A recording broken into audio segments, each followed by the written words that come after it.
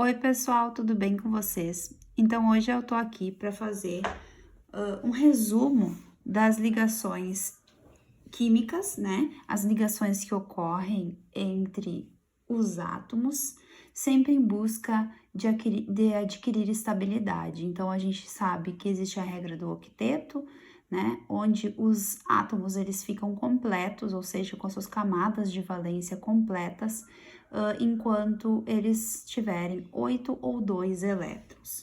O primeiro tipo, então, de ligação química é a ligação iônica.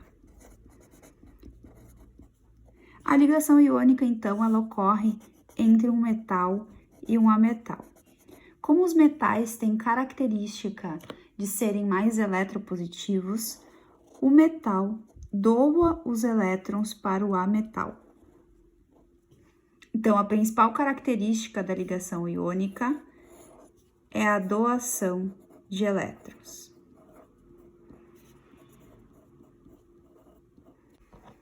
A partir dessa doação de elétrons, então, ocorre a formação de um íon positivo, que a gente chama de cátion, e um íon negativo, que a gente chama de ânion.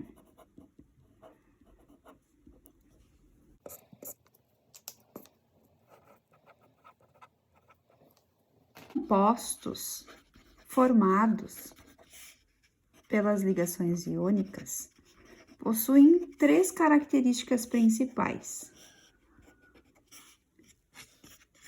Possuem alto ponto de fusão e alto ponto de ebulição, certo? Eles são sólidos cristalinos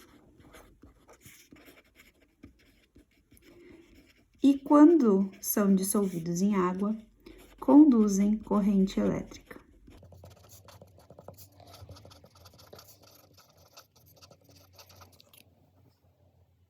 Então, eu vou mostrar para vocês como ocorre a ligação entre o Na e o Cl, formando o nosso cloreto de sódio, conhecido como sal de cozinha.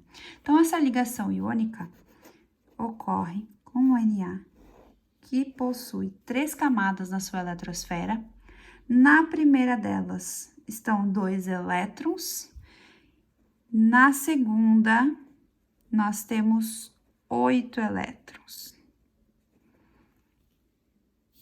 E na última, apenas 1. O que acontece é que quando ele se encontra com o cloro, que na sua última camada, ou seja, na camada de valência, possui 7 elétrons, 3, 6, 7. Como ele precisa de 1 para ficar estável,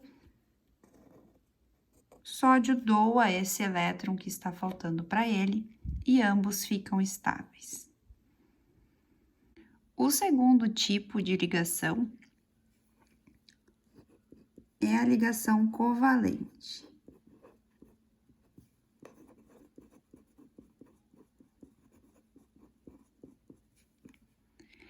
A ligação covalente ocorre entre ametais e ametais, entre hidrogênio e ametais e entre hidrogênios.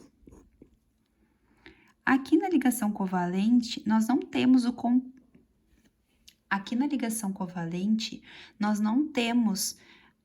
a doação de elétrons. O que vai acontecer aqui é o compartilhamento.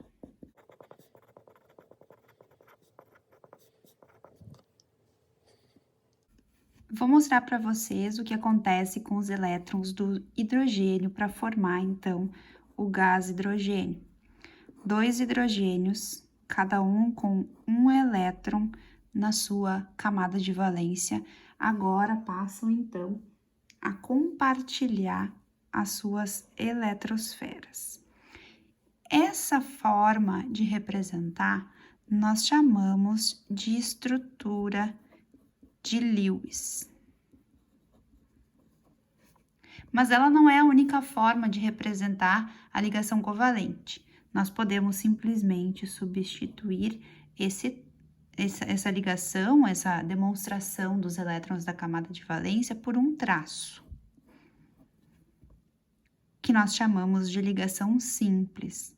Ainda nós vamos ter, em outros exemplos, ligações chamadas ligações duplas e ligações chamadas ligações triplas.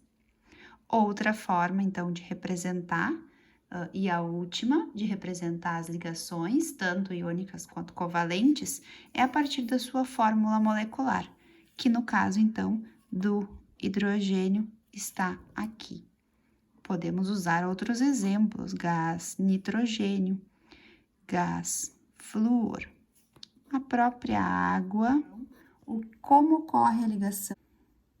O nitrogênio possui 5 elétrons na sua camada de valência, possibilitando, então, a ligação tripla.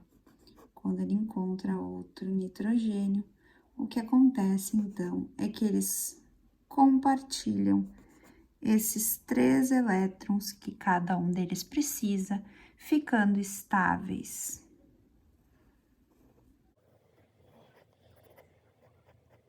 Temos, então, a ligação tripla entre os nitrogênios, que é o gás metano, ou CH4. O CH4, então, possui um carbono, que tem 4 elétrons na sua camada de valência, onde, então, vai ocorrer a ligação com cada hidrogênio.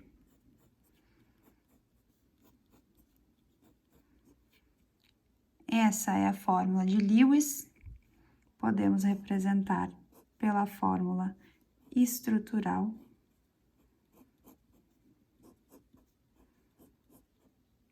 E aqui já temos a fórmula molecular. Como características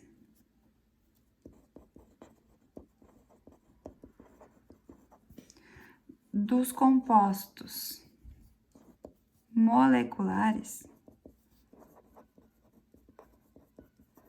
nós temos baixo ponto de fusão e baixo ponto de ebulição. Eles se apresentam nos 3 estados físicos e não conduzem corrente elétrica.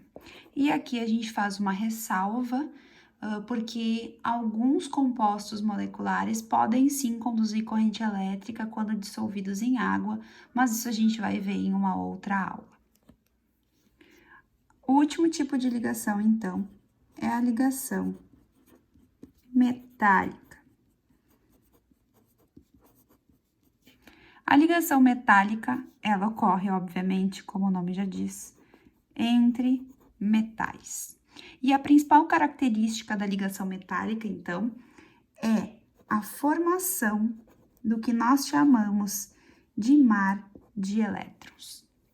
Como os metais são mais eletropositivos, aqui não vai ocorrer nem doação, nem compartilhamento de elétrons. Os elétrons que participam da eletrosfera de um átomo do metal, ao se ligar com o outro, vão começar a circular livremente ao redor desses átomos, desses núcleos metálicos. Esse tipo de ligação fornece 2 características muito importantes das ligas metálicas e dos metais em si. Eles são bons condutores